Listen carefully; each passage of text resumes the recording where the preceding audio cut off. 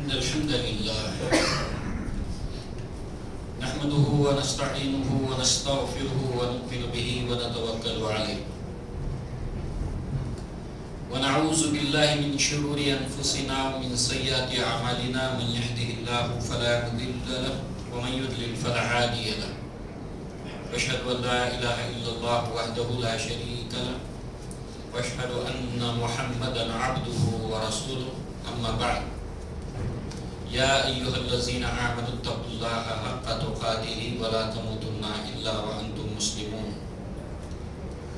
يا أيها الناس اتقوا ربكم الذي خلقكم من نفس واحدة وخلق منها زوجها وبث منهما رجالا كثيرا ونساء واتقوا الله الذي تساءلون به والأرحام إن الله كان عليكم رقيبا يا أيها الذين آمنوا اتقوا الله وقولوا قولا سديدا يصلح لكم أعمالكم ويغفر لكم ذنوبكم ومن يطع الله ورسوله فقد فاز فوزا عظيما فإن خير الحديث كتاب الله وخير الهدي هدي محمد صلى الله عليه وسلم وشر الأمور محدثاتها وكل محدثة بدعة وكل بدعة ضلالة وكل ضلالة في النار وقال الله تبارك وتعالى قاف والقرآن المجيد بل عجيبوا أن جاءهم منذر منهم فقال الكافرون هذا شيء عجيب أإذا متنا وكنا ترابا ذلك رجع بعيد قد علمنا ما تنقص الأرض منه وعندنا كتاب حفيظ بل كذبوا بالحق لما جاءهم فهم في أمر مريج وقال الله تبارك وتعالى وما أرسلناك إلا رحمة للعالمين رب اشرح لي صدري ويسر لي أمري واحلل عقدة من لساني يفقهوا قولي اللهم أرنا الحق حقا وارزقنا اتباعه وأرنا الباطل باطلا وارزقنا اجتنابه آمین یا رب العالمین۔ حاضرین جمعہ، خطبہ حاجہ کے بعد ایک معروف آیت کا حصہ آپ نے سنا، وَمَا أَرْسَلْنَاكَ إِلَّا رَحْمَةً لِلْعَالَمِينَ، اور نہیں بھیجا ہم نے آپ کو مگر تمام جہان کے لیے رحمت بنا کر۔ اللہ کے نبی صلی اللہ علیہ وسلم، آپ کی فضیلت، آپ کے مناقب قرآن مجید میں اللہ تبارک و تعالی نے وحی غیر مطلوع احادیث کے اندر کثرت کے ساتھ موجود ہے۔ اللہ کے رسول صلی اللہ علیہ وسلم کو لے کر امت مسلمہ میں ایک عقیدت پائی جاتی ہے، ایک اندھی محبت بھی پائی جاتی ہے، مگر حقیقت یہ ہے کہ اللہ کے نبی صلی اللہ علیہ وسلم کی ایک معرفت، بصیرت، آپ کا جو مقام ہے، جو مرتبہ ہے، اس کو جاننا اور سمجھنا ہر مسلمان کی ذمہ داری ہے۔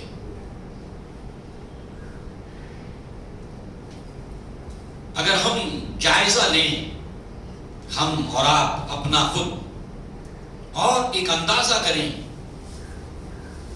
کہ ہم جن جن مسلمانوں کو جانتے ہیں، چاہے ہمارے رشتہ داروں میں ہو، دوستوں میں ہو، احباب میں ہو، وہ کیا کچھ اللہ کے نبی کے بارے میں جانتے ہیں یا جاننے کی جستجو کرتے ہیں، تو معلوم ہوگا کہ عملاً اور حقیقت کے اعتبار سے اللہ کے نبی کے بارے میں جاننے میں دلچسپی نہیں ہے، عقیدت ہے، ایک اندھی سی محبت بھی ہے۔ مگر جیسے اسلاف نے، صحابہ کرام نے اللہ کے نبی سے ایک تعلق قائم کیا، جیسے اللہ نے حکم دیا تھا، آج امت مسلمہ اس طرح کے تعلق کو اللہ کے نبی سے قائم کرنے کے اندر ناکام ہے۔ یہی وجہ ہے کہ جب صحابہ نے اللہ کے نبی سے ایک تعلق قائم کیا تو آخرت تو اللہ تعالیٰ نے ان کی بنا ہی دی، کامیاب کر دی، رضی اللہ عنہم ورضوا عنہ کہہ کر، مگر دنیا کے اندر ایک حقیقت ہے، ایک مسلمہ، ایک ثابت شدہ ایک سچائی ہے کہ دنیا کے اندر بھی اللہ کے نبی سے صحیح طور پر تعلق قائم کرنے کے نتیجے میں صحابہ کرام اور اسلاف دنیا کے اندر جو ہے وہ ایسے کامیاب ہوئے کہ جس کی نظیر نہیں ملتی۔ کیا ہم کہہ سکتے ہیں کہ آج دنیا میں امت مسلمہ ایک کامیاب، دنیاوی اعتبار سے ایک امت یا ایک قوم، ایک کامیاب قوم ہم اس کو کہہ سکتے ہیں؟ ہمارا بھی تعلق اللہ کے نبی سے ہے، ان کا بھی تھا، فرق کیا ہے؟ اس نسبت سے چونکہ یہ مہینہ ہے، اسی مہینے کے اندر اللہ کے نبی صلی اللہ علیہ وسلم کی ولادت ہوئی تھی، تو بہت سے ایسے کام ہوتے ہیں اس مہینے کے اندر جو صحابہ کرام اور اسلاف نے نہیں کیے تھے، جبکہ ان کا تعلق اللہ کے نبی سے بہت زیادہ پختہ اور مضبوط تھا۔ تو دراصل شیطان کی یہ چال ہوتی ہے کہ وہ اصل کام سے ہٹا کر کسی دوسرے کام میں لگا دیتا ہے۔ اس حوالے سے آئیے کہ ایک امت مسلمہ کی ذمہ داری کیا ہے اللہ کے نبی صلی اللہ علیہ وسلم سے اپنے تعلق کو جوڑنے کو لے کر. سب سے پہلے یہ کہ وہ اللہ کے نبی صلی اللہ علیہ وسلم کی معرفت حاصل کرے، اور آپ کی معرفت کے ذرائع 3 ہیں. نمبر 1 قرآن مجید. اللہ کے نبی کے بارے میں قرآن مجید کیا کہتا ہے؟ اللہ کے نبی صلی اللہ علیہ وسلم کی احادیث اور صحابہ کرام کی عملی زندگی اور آپ کے اقوال، اور اس کے ساتھ ساتھ اسلاف نے جو کچھ کہا اللہ کے نبی کے مقام اور مرتبے کے تعلق سے، ان ذرائعوں کے ذریعے سے اللہ کے نبی کی معرفت، آپ کی انڈرسٹینڈنگ ہمیں حاصل کرنا ایک مسلمان کی ذمہ داری ہے. لہذا اسی نسبت سے قرآن مجید میں تو جا بجا اللہ کے نبی کے بارے میں بتایا گیا. سورہ ضحیٰ میں الم یجدک یتیما فآویٰ ووجدک ضالا فہدیٰ ووجدک عائلا فأغنیٰ. کہیں کہا گیا هو الذی بعث فی الامیین رسولا منہم یتلو علیہم آیاتہ ویزکیہم ویعلمہم الکتاب والحکمہ وإن کانوا من قبل لفی ضلال مبین. یعنی قرآن مجید نے اللہ کے نبی کے بارے میں بتایا. دوسری طرف اللہ کے نبی صلی اللہ علیہ وسلم کی احادیث، جس کے اندر اگر ہم بخاری کی پہلی ہی کتاب لے لیں، کتاب الوحی، جس کے اندر یہ بتایا گیا کہ اللہ کے نبی صلی اللہ علیہ وسلم کے اوپر وحی کس طرح سے نازل ہوتی تھی.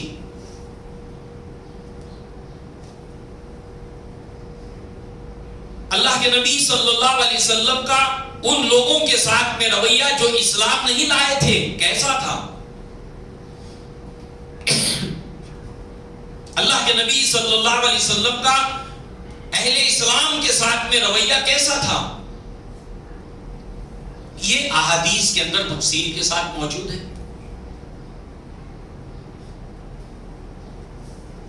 اسی طریقے سے اللہ کے نبی کی ترتیب وار زندگی، جس کو ہم سیرت النبی صلی اللہ علیہ وسلم کہتے ہیں، اللہ کے نبی کے زمانے سے صحابہ کرام نے اس کو ترتیب وار رکھنے کی، پیش کرنے کی، سیکھنے کی، سکھانے کی کوشش کرتے رہے.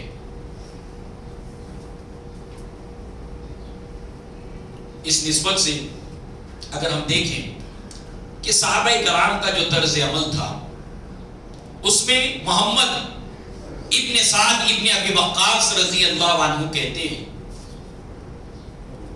کہ ہمارے والدین جو تھے وہ ہمیں اللہ کے نبی صلی اللہ علیہ وسلم کی زندگی، آپ کی زندگی کے واقعات کو اس طریقے سے سمجھاتے تھے، اس کی تعلیم دیتے تھے کہ اللہ کے نبی نے یہ کیا، اس کے بعد یہ کیا، اس کے بعد یہ کیا، اس کے بعد یہ کیا. ترتیب وار اللہ کے نبی کی زندگی کو صحابہ کرام اپنے بچوں کو سمجھاتے تھے. صحابیات، صحابہ کرام، یہ تعلق تھا صحابہ کرام کا کہ خود بھی اللہ کے نبی کے بارے میں جاننے کی کوشش کرتے. مثلاً عبداللہ ابن عمر رضی اللہ عنہما جب مکہ فتح ہوا تو اللہ کے نبی نے خانہ کعبہ کی چابیاں منگوائی، خانہ کعبہ کا دروازہ کھلوایا گیا، اللہ کے نبی اندر داخل ہوئے، آپ کے ساتھ صحابہ کرام داخل ہوئے، مگر جگہ اتنی کشادہ نہیں تھی، سارے صحابہ کرام نہیں جا سکے. جب اللہ کے نبی واپس باہر آئے تو عبداللہ ابن عمر رضی اللہ عنہما نے بلال رضی اللہ عنہ سے سوال پوچھا کہ اللہ کے نبی نے اندر کیا کیا؟ تو بلال رضی اللہ عنہ نے کہا کہ اللہ کے نبی نے 2 رکعت نماز پڑھی. نماز ادا کرنے کے بعد اللہ کے نبی کی اطاعت اور اتباع میں عبداللہ ابن عمر رضی اللہ عنہما کہتے ہیں کہ کاش کہ میں یہ پوچھ لیتا بلال سے کہ اللہ کے نبی نے کون سی جگہ پر نماز پڑھی. یہ بڑوں کا حال ہے. اور یہ بڑے کیا کرتے تھے؟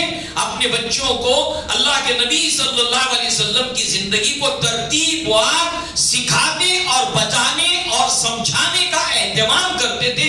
بڑے بوڑھے عورتوں سے لے کر بچوں تک اللہ کے نبی کی زندگی سے جڑے ہوئے تھے. اگر ہم اس کا تقابل آج اپنے معاشرے سے کریں، ہمارے والدین نے ہمیں کتنے اللہ کے نبی کے بارے میں سکھانے اور سمجھانے کا اہتمام کیا، ہم خود اپنے بچوں کو کس قدر سکھانے اور سمجھانے کا اہتمام آج کر رہے ہیں. تو معلوم ہوا اللہ کے نبی سے عقیدت اور بصیرت، عقیدت تو ہے، ایک اندھی بلائنڈ محبت بھی ہے، مگر بصیرت اور معرفت نہیں ہے. اللہ کے نبی کے بارے میں ہم جاننا چاہتے ہیں، اس کے بارے میں ہماری دلچسپی نظر نہیں آتی پوری کی پوری سوسائٹی اور سماج میں.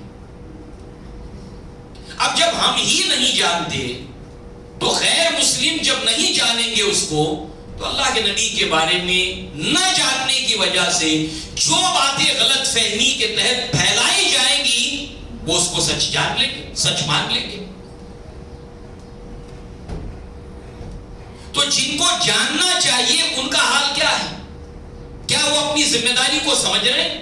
خیر کیوں پڑھیں؟ اللہ کے نبی کے بارے میں کیوں جانیں؟ جب آج مسلمان خود اللہ کے نبی کے بارے میں جاننے میں کوئی دلچسپی نہیں رکھتا. اور یہ کوئی چھوٹا جرم نہیں ہے، یہ معمولی جرم نہیں ہے. اللہ تبارک و تعالیٰ کی اتمام حجت کو آپ دیکھیے. عیسیٰ علیہ السلام اور اللہ کے نبی صلی اللہ علیہ وسلم کے درمیان باعتبار ولادت جو ہے وہ 650 سال کا فرق ہے. اللہ کے نبی کی ولادت اور عیسیٰ علیہ السلام کی ولادت کے درمیان جو کیلنڈر چلتا ہے اس کے اعتبار سے 650 سال کا فرق ہے، 6 صدیاں. اور 610 عیسوی میں اللہ کے نبی کے اوپر وحی کا سلسلہ شروع ہوا. 610 یعنی 600 سال پورے ہیں عیسیٰ علیہ السلام اور اللہ کے نبی صلی اللہ علیہ وسلم کے اوپر وحی کے نزول کے سلسلے میں. ان 600 سالوں میں عیسیٰ علیہ السلام اور محمد صلی اللہ علیہ وسلم کے درمیان کوئی رسول نہیں ہے. اور ان 600 سالوں کے اندر ہوتے عیسیٰ علیہ السلام کے ماننے والوں نے عیسیٰ علیہ السلام کو معاذ اللہ تعالیٰ کا بیٹا بنا دیا.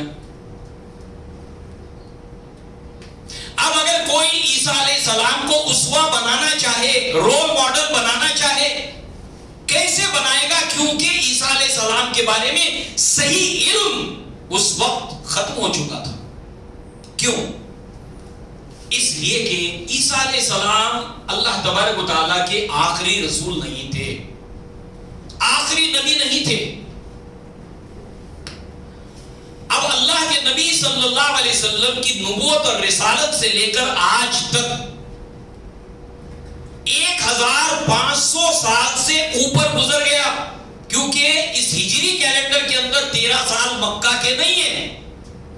اس اعتبار سے 1500 سال گزر جانے کے بعد بھی اللہ کے نبی کی زندگی کا پورا ریکارڈ موجود ہے. وہاں 600 سال، یہاں پر 1500 سال.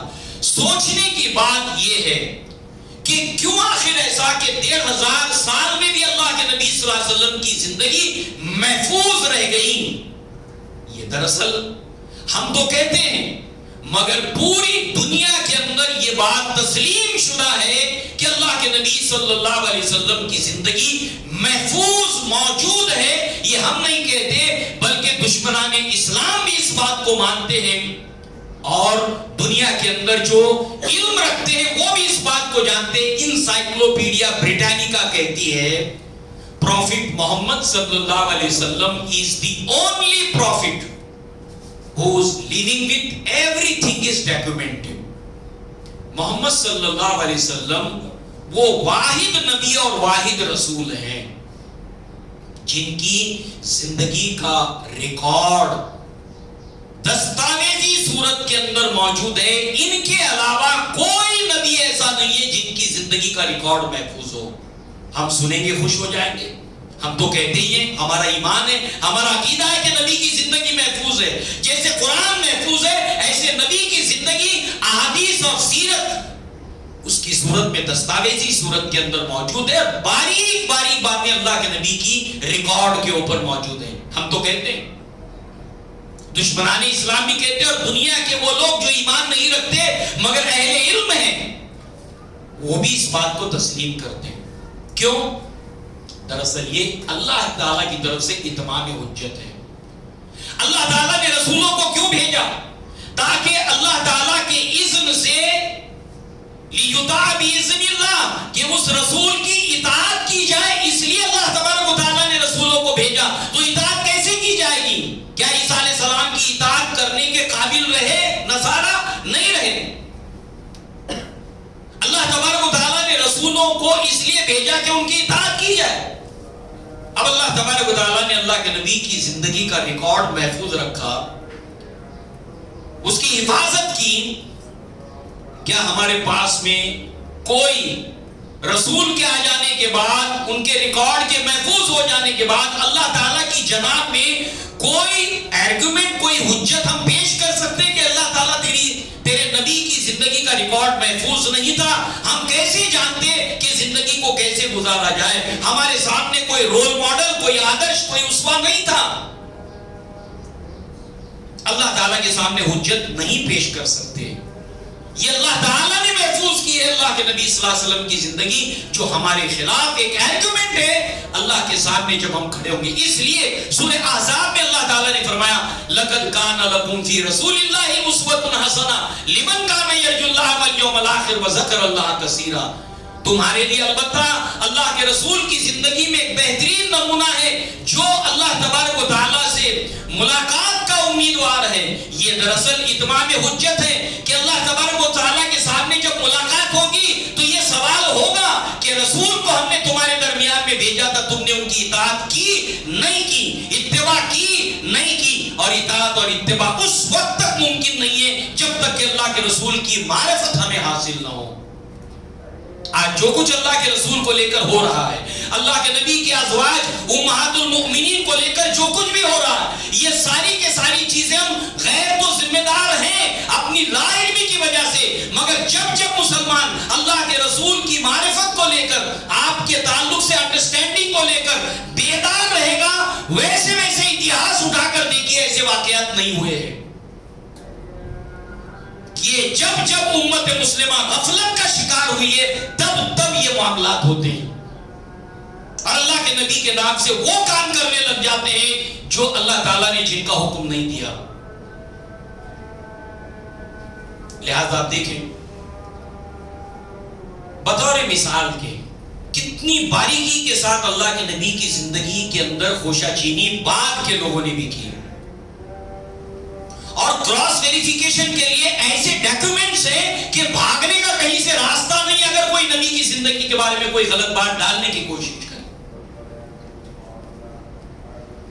اللہ کے نبی صلی اللہ علیہ وسلم جس سال آپ کی ولادت ہوئی ہے اس سے ٹھیک 50 یا 55 دن پہلے ایک بہت بڑا واقعہ ہوا تھا جو تاریخ کا ایسا ریکارڈ بن گیا کہ اس واقعے کے بعد اہل عرب جو ہے وہ اسی واقعے سے اپنے واقعات کو زندگی کے یاد رکھتے تھے. وہ تھا جب خانہ کعبہ کو ڈھانے کے لیے ابرہہ آیا تھا اپنے ناپاک ارادے کو لے کر، اور وہ واقعہ جو ان کے یہاں پر مشہور اور یادگار بن گیا، وہ سن فیل، ہاتھی والا سال، کہ جس وقت ابرہہ جو ہے وہ ہاتھیوں کا لشکر لے کر خانہ کعبہ کو ڈھانے کے لیے آیا تھا. اتنا مشہور ہوا کہ اس کے اوپر پورے عربوں کی نگاہ جمی ہوئی تھی کہ کیا ہوگا، یہ اللہ کا گھر ہے، کیا ہوگا. صرف عرب کی نہیں بلکہ ایک طرف سلطنت روما جو نصارہ تھی اور ابرہہ خود نصارہ تھا، اور حبشہ کی طرف سے وہ گورنر تھا، لہذا جو ہے وہ عیسائی پوری دنیا نظر جمائے ہوئی تھی کہ اب کیا ہوتا ہے. اس لیے یہ دنیا پوری مہذب دنیا کے اندر یہ واقعہ مشہور ہوا، اور اللہ تعالیٰ نے جو اپنے گھر کی حفاظت کی اس کا ذکر اللہ نے سورہ فیل کے اندر کیا. الم تر کیف فعل ربک باصحاب الفیل. اتنا مشہور واقعہ کہ اس کے بعد سے جیسے ہمارے ملک میں بھی یہ ہوتا تھا کہ جب بچوں کی جو ہے وہ ڈیٹ آف برتھ کو پیرنٹس اتنا یاد نہیں رکھتے تھے، لکھ کر نہیں رکھتے تھے، بڑا ہو گیا اب اسکول میں داخل کرانا ہے تو اسکول لے جاتے تھے تو کہا جاتا تھا بھائی کب پیدا ہوا ہے، کہا کہ جس سال کے اندر جو ہے وہ یہ واقعہ ہوا تھا 1984 کے اندر، یہ بڑا واقعہ ہوا تھا، اس کے ایک مہینے کے بعد یہ پیدا ہوا، تو اندازہ ڈیٹ آف برتھ لکھ دی جاتی تھی بڑے واقعات کو جوڑ کر۔ ایسے اس واقعے کو جوڑ کر اس کے بعد سارے واقعات کو بھلا کر اس واقعے کو عرب جو ہے وہ یاد رکھتے تھے کہ سن فیل سے 2 سال پہلے، سن فیل کے 1 سال کے بعد، ایسے اس واقعے سے باقی کے واقعات کو یاد رکھتے تھے۔ اسی سال اللہ کے نبی صلی اللہ علیہ وسلم کی ولادت ہوئی، 50 یا 55 دن کے بعد سال طے ہو گیا، ریکارڈ کے اوپر موجود۔ مہینے کے بارے میں کوئی اختلاف نہیں، ربیع الاول کے مہینے میں اللہ کے نبی صلی اللہ علیہ وسلم کی ولادت ہوئی۔ اب دن کی بات آ گئی، سال بھی طے ہو گیا، دن بھی طے ہو گیا۔ اب طے ہوتا ہے کہ وہ دن کون سا تھا، مہینہ طے ہو گیا، سال طے ہو گیا۔ اللہ کے نبی ہفتے میں 2 روزے رکھتے تھے، مہینے میں 3 ایام 20 کے، اور ہفتے کے اندر 2 روزے بھی اللہ کے نبی رکھتے تھے، ایک پیر کے روز، ایک جمعرات کے روز۔ دونوں روزے رکھنے کی وجوہات صحابہ کرام نے اللہ کے نبی سے پوچھی، اے اللہ کے نبی آپ جمعرات کے دن روزہ کیوں رکھتے ہیں؟ اللہ کے نبی نے فرمایا کہ ہر ہفتے بندوں کے نام اعمال جو ہوتے ہیں، جو انہوں نے ہفتہ بھر کیا ہے، اس کا رپورٹ کارڈ جمعرات کے روز اللہ تعالیٰ کے حضور میں پیش کیا جاتا ہے، حالانکہ اللہ سب کچھ جانتا ہے۔ تو میں یہ چاہتا ہوں کہ میرا نام اعمال جب پیش کیا جائے ہفتے کا رپورٹ کارڈ تو میں روزے سے رہوں، یہ وجہ ہے میں جمعرات کے دن روزہ رکھتا ہوں۔ کہا تو پھر پیر کے روز آپ روزہ رکھتے ہیں؟ کہا کہ اسی دن میری ولادت بھی ہوئی تھی، یہ دن سوموار کا تھا، اور اسی دن سے وحی کے آغاز کا، نزول کا سلسلہ مجھ پر شروع ہوا۔ یہ 2 وجوہات ہیں جس کی وجہ سے میں اس روز روزہ رکھتا ہوں۔ اب معلوم ہوا کہ پیر کا دن ہے۔ محققین نے اس سال، جس سال اصحاب فیل کا واقعہ ہوا تھا، وہ سال اور اس کے ساتھ ساتھ اس سال کے اندر جو مہینہ ربیع الاول کا تھا، اس روز سوموار کون کون سی تاریخ کو پڑتا ہے، اس کا جب جنتری کو ملایا ہے تو پہلا سوموار پڑتا ہے 2 تاریخ کو، دوسرا سوموار پڑتا ہے 9 تاریخ کو، جیسے آج 9 ربیع الاول ہے، اور تیسرا سوموار پڑتا ہے 16 تاریخ کو۔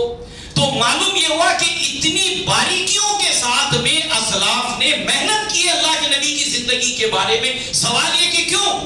اس لیے کہ انہیں اللہ کے نبی صلی اللہ علیہ وسلم کی زندگی سے دلچسپی تھی، وہ ہر بات کو باریکی کے ساتھ اللہ کے نبی کی جاننا چاہتے تھے۔ کیا آج دھرتی کے اوپر جو امت مسلمہ ہے، اس کی ایک بڑی تعداد اللہ کے نبی کے ساتھ میں ایسی وابستگی رکھتی ہے؟ ہم سے کہاں غلطی ہو رہی ہے اللہ کے نبی صلی اللہ علیہ وسلم کو لے کر، اس کو ہمیں سوچنا پڑے گا۔ اور وہ کوتاہیاں جو اللہ کے نبی کے بارے میں ہم کر رہے ہیں، ان کوتاہیوں کو ہمیں دور کرنا پڑے گا۔ اس کے بغیر ممکن نہیں ہے کہ ہم دنیا اور آخرت میں سرخرو ہوں۔ محمد بن سعد بن ابی وقاص کی مثال آپ نے سنی، علی بن حسن بن علی رضی اللہ عنہ، یعنی علی بن ابی طالب کے پوتے ہیں، وہ کہتے ہیں کہ ہمارے والدین، ہمارے ماں باپ ہمیں اللہ کے نبی صلی اللہ علیہ وسلم کی زندگی کے بارے میں، آپ کی سنتوں کے بارے میں ایسے اس کو سکھانے کا اہتمام کرتے تھے جیسے قرآن مجید کو سکھانے کا اہتمام کرتے تھے۔ جیسے قرآن مجید سکھانے کا اہتمام کرتے تھے، ایسے ہی اللہ کے نبی کی زندگی کو سکھانے کا اہتمام کرتے تھے ہمارے ماں باپ۔ اب پھر سوال کریں، کیا ہمارے اپنے والدین نے، سرپرستوں نے اس بات کا اہتمام کیا؟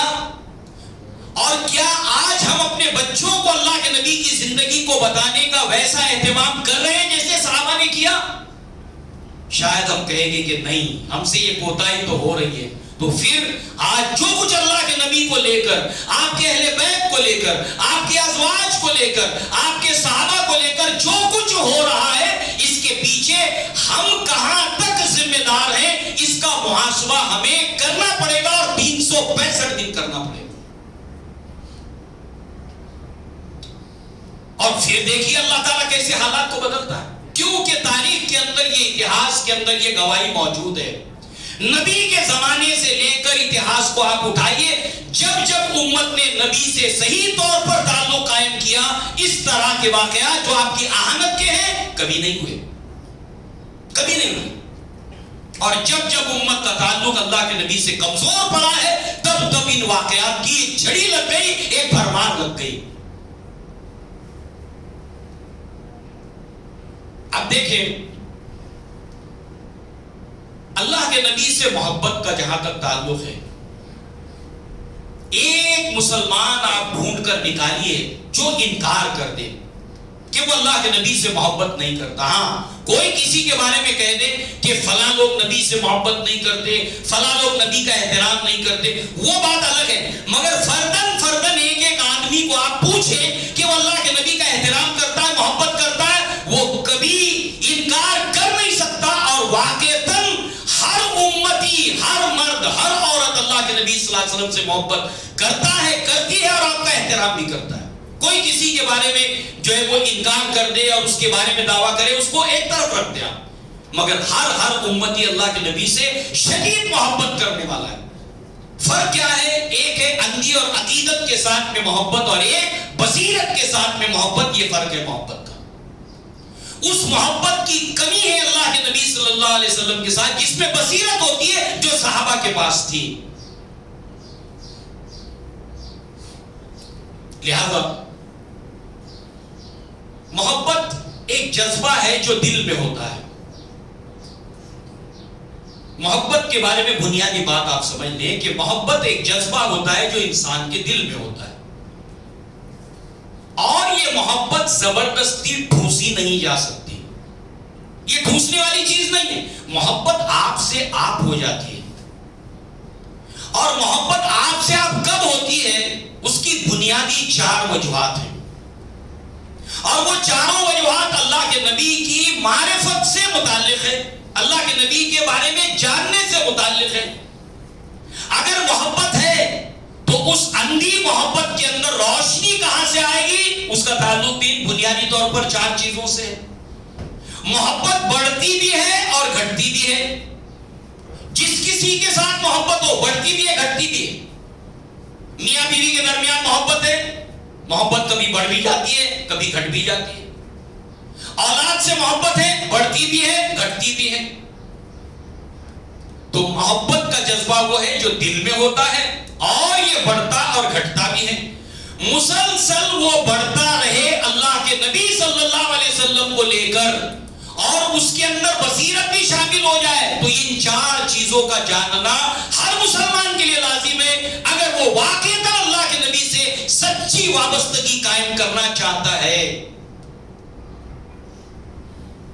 نمبر 1، اللہ تبارک و تعالیٰ نے اپنے نبی صلی اللہ علیہ وسلم کو جس طریقے سے بنایا تھا، یہ بنیادی اور پہلی اور پرائمری لیول کی وجہ ہے، کیونکہ ایک عام سے عام انسان بھی ظاہری پرسنالٹی اور شخصیت کو دیکھ کر، وجاہت کو دیکھ کر، شکل و صورت کو دیکھ کر، فزک کو دیکھ کر، جسمانی طور پر جو ہے وہ کسی کو دیکھ کر متاثر ہوتا ہے، اور اس کا دل اس کی طرف کھینچا چلا جاتا ہے۔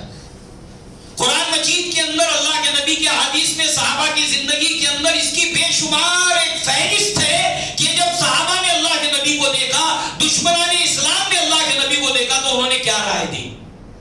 قرآن نے تو کہا یعرفونہ کما یعرفون ابناءہم، وہ اللہ کے نبی کو ایسے پہچان گئے جیسے کہ اپنے باپ اپنے بیٹے کو پہچاننے میں غلطی نہیں کرتا۔ کیوں؟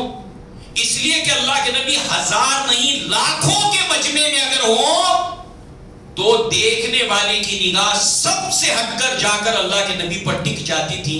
ایسے اللہ تبارک و تعالیٰ نے آپ کو بنایا تھا۔ صحابہ کرام کی ایک نہیں متعدد مثالیں، صحابیات کی ایک نہیں متعدد مثالیں موجود ہیں جو بتاتی ہیں کہ اللہ کے نبی صلی اللہ علیہ وسلم کیسے بالکل بے نظیر تھے، آپ کے جیسی وجاہت اور شخصیت کے مالک کوئی نہیں تھا۔ اللہ نے آپ کو ایسے بنایا تھا۔ جو معجزات اللہ تعالیٰ نے آپ کو دیا، جو کمالات آپ کو دیے، اقبال نے اس کو 2 مصرعوں کے اندر پیرو دیا. حسن یوسف دم عیسیٰ ید بیزاداری آنچے خوبہ ہمہ دارن تو تنہا داری. اللہ تعالیٰ نے یوسف علیہ السلام کو حسن دیا تھا، ایسا حسن اپنے نبی کے اندر بھی اللہ نے رکھا. موسیٰ علیہ السلام کو حصی بڑے بڑے معجزات دیے گئے تھے، وہ اللہ تعالیٰ نے دیے اپنے نبی صلی اللہ علیہ وسلم کو. دم عیسیٰ، عیسیٰ علیہ السلام کو جیسے اللہ تعالیٰ نے جو ہے وہ معجزات دیے تھے، دم دیا تھا، اللہ تبارک و تعالیٰ نے محمد صلی اللہ علیہ وسلم کو دیا. گویا کہ جتنے انبیاء کے اندر اللہ تعالیٰ نے کوئی خوبیاں، کوئی کمالات رکھے تھے، وہ سارے جمع کر کے محمد صلی اللہ علیہ وسلم میں رکھ دیے تھے. ہم نے اس کو کبھی جاننے کی کوشش کی کہ اللہ کے نبی کی عظمت اور ہمارے دل میں بڑھ جائے اور محبت بڑھ جائے؟ کیوں آج ہمارے نوجوانوں کے دلوں کے اندر بہت سارے لوگ دل میں بیٹھے ہیں جو ان کی نقل کرتے ہیں اور ان کو اپنے لیے آئیڈیل بناتے ہیں؟ کیوں آج ہمارے نوجوان اللہ کے نبی صلی اللہ علیہ وسلم کو آدرش اور اسوہ بنانے کو تیار نہیں ہے؟ اللہ کے نبی کو چھوڑ کر جن کو انہوں نے اسوہ بنایا ہے، چاہے وہ فلم کا کوئی کیریکٹر ہو یا کوئی جو ہے وہ آرٹسٹ ہو یا کوئی کھیل کے میدان کا ہو، کوئی ہو جس کسی کو آدرش بنا کر اس کی وہ نقل کرتا ہے، کیوں اللہ کے نبی صلی اللہ علیہ وسلم کو اس نے اسوہ نہیں بنایا؟ نہیں جانتا ہے کہ اللہ تعالیٰ نے بہترین اسوہ بنایا ہے محمد رسول اللہ صلی اللہ علیہ وسلم.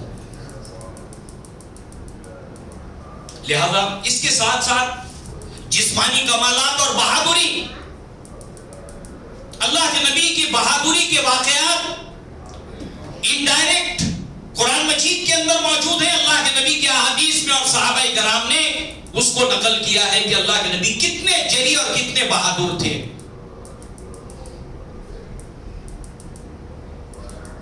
صبح صبح کے اندر جو وہ کسی نے نعرہ لگایا یا صباح کوئی آفت آئی ہے، کسی نے مکہ پر حملہ کر دیا ہے، ابھی سارے لوگ نیند میں سے اٹھ کر تیار ہی ہو رہے تھے، ادھر سے گھوڑے کے اوپر سوار کوئی قریب آتا ہے، دیکھتے تو محمد رسول اللہ صلی اللہ علیہ وسلم بغیر زین اور رقاب کے آپ لوگ ابھی نیند سے بیدار ہونے تھے، تیار ہونے تھے، اس وقت تک چلے آئے. اللہ کے نبی نے فرمایا کوئی خطرے کی بات نہیں، جاؤ اپنے میں دیکھ آیا کروں. دور تک دیکھا ہے، اتنے ایکٹیو، اتنے بہادر، بغیر زین رقاب کے آپ گھوڑے پر سوار ہو کر جا کر دیکھ کر. اللہ کے نبی کے ایسے بہادری کے واقعات کی ایک لمبی فہرست ہے جو احادیث کے اندر موجود ہے، سیرت کی کتابوں میں موجود ہے. ہم نے اس کو جانا، اپنے بچوں کو پڑھایا، اپنے بچوں کو سمجھایا. اسلاف کے اندر ہماری جو مائیں ہوا کرتی تھی، بہنیں ہوا کرتی تھی، رات کے اندر اپنے بچوں کو، اپنے چھوٹے چھوٹے بھائیوں کو، اور نانیاں اپنے نواسے کو، دادیاں اپنے پوتے پوتیوں کو اللہ کے نبی کے واقعات سنا کر جو ہے وہ سلاتی تھی. آج ہماری مائیں اور بہنیں ٹیلی ویژن کے سامنے سیریل دیکھ کر، موبائل کے سامنے سیریل دیکھ کر بچوں کو ان کے حال پر چھوڑ دیا. کیا ہم نے اللہ کے نبی سے صحیح طور پر تعلق قائم کیا؟ ہم سے 365 دن اللہ کے نبی کے بارے میں کون سی غلطیاں ہو رہی ہیں، اس کا ہم حساب لینے کے لیے تیار نہیں ہے. ہاں کبھی کوئی ایسا واقعہ ہوتا ہے تو ہمارا خون کھولنے لگتا ہے جب اللہ کے نبی کی اہانت ہوتی ہے، مگر اس کو روکنے کا طریقہ یہ ہے کہ ہم امت کو اللہ کے نبی سے زیادہ جوڑنے کی کوشش کریں، نبی سے صحیح طور پر تعلق قائم کریں امت کا، تب جا کر ان واقعات کا سلسلہ منقطع ہوگا. اللہ کے نبی کی محبت کا تیسرا طریقہ اور تیسری معرفت وہ ہے احسانات. اب آپ کو یہ دیکھنا پڑے گا کہ اللہ کے نبی نے کس کے اوپر احسان نہیں کیا. یتیم ہو، بیوہ ہو، مطلقہ ہو، پاگل لوگ ہوں سماج کے، حیوانات ہو، جانور ہو، پرندے ہو، غلام ہو، کفار ہو، مشرکین ہو، اللہ کے نبی صلی اللہ علیہ وسلم نے انسانیت میں سے کون سا ایسا طبقہ ہے جس کے اوپر آپ نے احسانات نہیں کیے؟ دنیا کا اتہاس اٹھا کر آپ دیکھیں، اللہ کے نبی کی بعثت سے پہلے عورتوں کا کیا حال تھا. یہود سارے گناہوں کی جڑ وہ عورت کو مانتے تھے، نصارہ نجس قرار دیتے تھے عورت کو. اللہ کے نبی نے آ کر عورتوں کو جو مقام دیا، جو اسٹیٹس دیا، دشمنان اسلام نے نے تسلیم کیا ہے کہ first feminist of the world, دنیا کے اندر عورتوں کے حقوق کے لیے سب سے پہلے تعلیم دینے والے محمد رسول اللہ ہیں صلی اللہ علیہ وسلم۔ کہاں عورتوں کو وراثت میں حق دیا جاتا تھا؟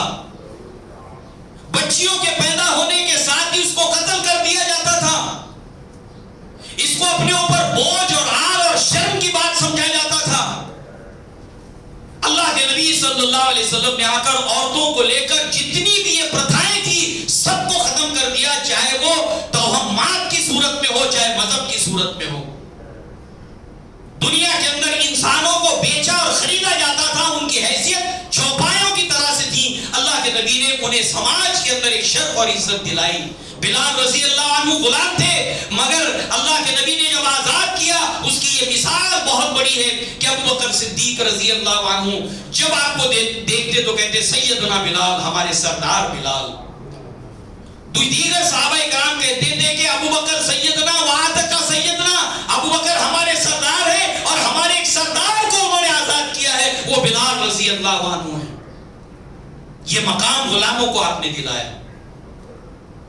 وہ احسانات کیا ہیں جو اللہ کے نبی صلی اللہ علیہ وسلم نے قیامت تک آنے والی انسانیت کے ساتھ میں کیے ہیں؟ وما ارسلناک الا رحمۃ للعالمین۔ ہم کتنا جانتے ہیں اس کے بارے میں؟ عقیدت ہے، اندھی محبت بھی ہے، مگر جانتے کچھ نہیں ہے۔ محمد صلی اللہ علیہ وسلم کا یہ نام محمد اور احمد دنیا میں سب سے زیادہ رکھا جاتا ہے، سب سے زیادہ نام رکھا جاتا ہے محمد اور احمد، اس سے زیادہ کوئی نہیں نام رکھا جاتا۔ سب سے زیادہ مشہور دنیا کے اندر اگر کوئی ہے تو محمد صلی اللہ علیہ وسلم ہے، احمد صلی اللہ علیہ وسلم ہے، سب سے مشہور، آپ سے مشہور اور معروف نہ پہلے کوئی تھا نہ بعد میں کوئی آئے گا۔ اور اللہ نے کہا وَرَفَعْنَا لَكَ ذِكْرَكَ، اے نبی ہم نے آپ کے ذکر کو بلند کیا۔ یہ ایک سچائی ہے کہ آپ سے زیادہ معروف اور مشہور کوئی نہیں، مگر اس کے ساتھ ایک دوسری حقیقت ہے، جیسے قرآن کی طرح سب سے زیادہ دنیا میں پڑھی جانے والی کتاب قرآن مجید ہے۔ نہ قرآن کے نزول سے پہلے نہ قیامت تک کوئی اتنی کتاب نہ پڑھی گئی نہ پڑھی جائے گی، اتنی زیادہ کتاب۔ مگر دوسری حقیقت کیا ہے؟ دنیا کے اندر یہ واحد کتاب ہے جو بغیر سمجھے پڑھی جاتی ہے۔ ایسے ہی دنیا میں سب سے معروف اور مشہور اللہ کے نبی صلی اللہ علیہ وسلم ہیں، مگر یہ بھی ایک دوسری حقیقت ہے کہ آپ کے بارے میں غیر تو بہت کم جانتے ہیں، مگر اس کے ساتھ اس کے ماننے والے بھی آپ کے بارے میں بہت کم جانتے ہیں۔ یہ ایک دوسری سکے کا دوسرا رخ ہے۔ کیا ہم بھی اپنے آپ کو انہی لوگوں میں شامل رکھنا چاہیں گے جو نبی کے بارے میں نہیں جانتا کچھ؟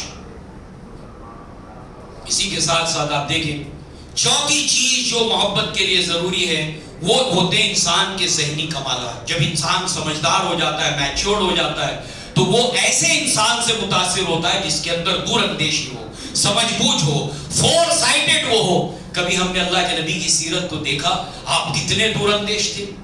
صلح حدیبیہ اس کی مثال ہے، بہت بڑی مثال صلح حدیبیہ اس کی ہے کہ کسی کو سمجھ نہیں آیا کہ اللہ کے نبی نے ساری شرائط کو صلح حدیبیہ کے دیکھ لے، سب کے سب مسلمانوں کے خلاف اور اسلام کے خلاف تھی ایک ایک شرط، مگر اللہ کے نبی اس کے اندر ایک بہت دور سے نکلنے والی دنیا دیکھ رہے تھے، اور اللہ نے اس صلح حدیبیہ کو فتح مبین قرار دیا۔ اِنَّا فَتَحْنَا لَكَ فَتْحًا مُبِينًا۔ ظاہر سی بات ہے دوستو، عزیز و بزرگوں، کہیں نہ کہیں ہم سے یہ کوتاہی ہو رہی ہے، یہ کوتاہی ہم کو دور کرنی پڑے گی، اور اسی کے ذریعے سے ہم اللہ کے رسول کی صحیح طور پر اطاعت کرنے والے، محبت کرنے والے بنیں گے، جس کا انعام دنیا کے اندر سرخروئی ہے، عزت ہے، شرف ہے، دنیا اور آخرت کی کامیابی ہے۔ لہذا آخرت کی کامیابی یہ ہے کہ اللہ کے رسول کی سچی اطاعت اور اتباع کے نتیجے میں نبی اکرم صلی اللہ علیہ وسلم کے قریب اور آپ کے قریب رہنے کا موقع ملے گا۔ اور دنیا کی کامیابی یہ ہے، ہم اپنی مثال اگر چھوڑ دیں کہ جو ہم نے کہا ہے، ایک غیر کی مثال دیکھیں کہ ایک شخص ہے جس نے کتاب لکھی the 100 most influential persons in history, پورے تاریخ انسانی کے 100 ایسے انسان جنہوں نے دنیا کو بہت زیادہ متاثر کیا ہے۔ پوری دنیا سے 100 انسانوں کو اس نے چھانٹ کر نکالا اور پھر ان کی رینکنگ کی، یہ 100 نمبر پہ ہے۔ انہوں نے 100 نمبر پر اس لیے کہ انہوں نے اتنا متاثر کیا۔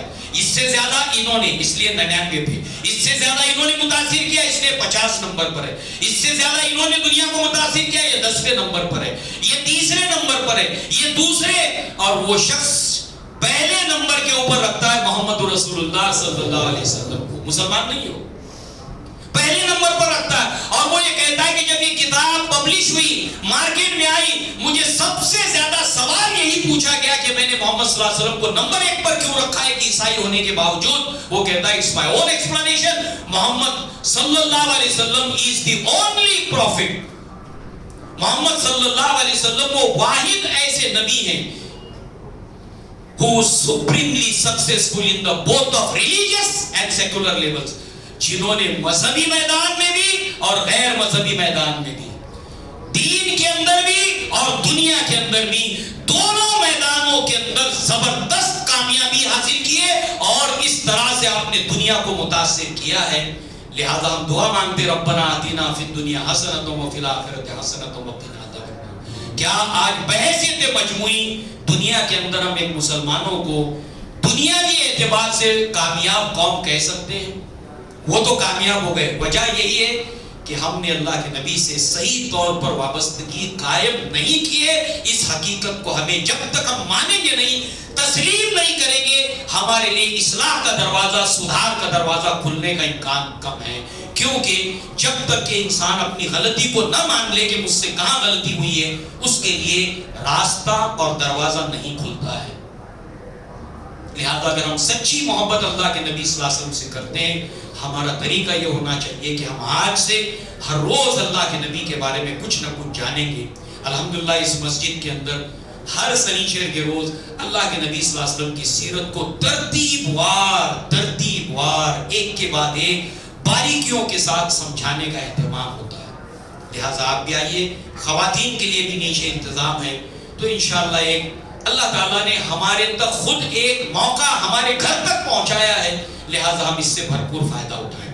دوسرا اعلان یہ ہے کہ ہمارے اپنے ملک کے اندر ہمارے جو آبا اور اجداد تھے، انہوں نے کئی ایسی دنیاوی اعتبار سے جائیداد اور پراپرٹیاں تھیں، ابلاغ پراپرٹیاں، جائیداد جو اللہ تعالیٰ کے لیے وقف کی ہیں، اللہ تعالیٰ کے لیے وقف کیے فی سبیل اللہ، تاکہ انسانیت کے لیے، مسلمانوں کے لیے، ان کی تعلیم کے لیے، ان کی غربت کو دور کرنے کے لیے وہ استعمال میں آئے۔ اپنی محنت کی کمائی کو انہوں نے وقف کر دیا، لہٰذا اس کے خلاف جو ہے وہ ایک بل وقف امینڈمنٹ کا پارلیمنٹ میں پیش ہونے جا رہا ہے۔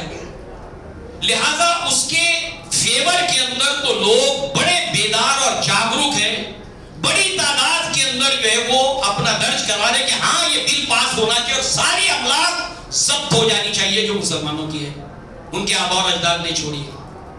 مگر مسلمان یہاں بھی غافل ہیں، اس لیے کچھ بیدار لوگ ہیں جو ان کو جگانے کی کوشش کر رہے ہیں۔ ان میں سے یہ بھی ہے کہ نماز کے بعد انشاءاللہ مسجد کے گیٹ کے اوپر ایک QR کوڈ لے کر نوجوان کھڑے ہیں، آپ اپنے موبائل کو مسجد کے باہر، تو وہ QR کوڈ جو ہے وہ اس کے ذریعے سے آپ اپنا احتجاج درج کروائیں، کیونکہ جمہوریت کے اندر اکثریت دیکھی جاتی ہے، لہٰذا ہم درج کرائیں، اس ہونے والے بل کے پیش ہونے والے بل کے خلاف اپنا احتجاج درج کرائیں کہ ہم اس بل سے راضی نہیں ہیں۔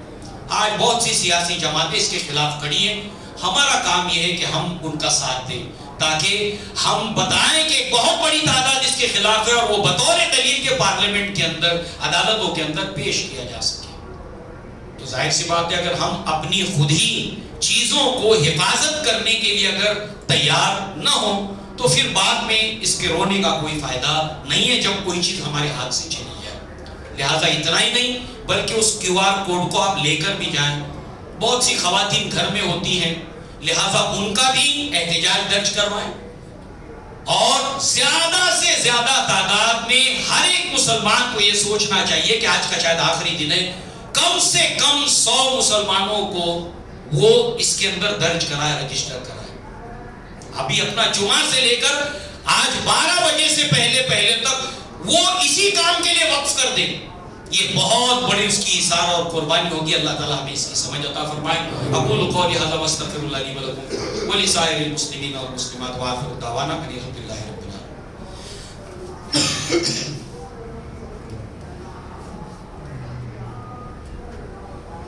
إن الحمد لله نحمده ونستعينه ونستغفره ونؤمن به ونتوكل عليه ونعوذ بالله من شرور أنفسنا ومن سيئات أعمالنا من يهده الله فلا مضل له ومن يضلل فلا هادي له واشهد ان لا اله الا الله وحده لا شريك له واشهد ان محمدا عبده ورسوله اما بعد ان الله وملائكته يصلون على النبي يا ايها الذين امنوا صلوا عليه وسلموا تسليما اللهم صل على محمد وعلى ال محمد كما صليت على ابراهيم وعلى ال ابراهيم انك حميد مجيد اللهم بارك على محمد وعلى ال محمد كما باركت على ابراهيم وعلى ال ابراهيم انك حميد مجيد ان الله يأمر بالعدل والإحسان وإيتاء ذي القربى وينهى عن الفحشاء والمنكر والبغي يعظكم لعلكم تذكرون واذكروا الله يذكركم وادعوه يستجب لكم ولذكر الله أكبر والله يعلم ما تصنعون.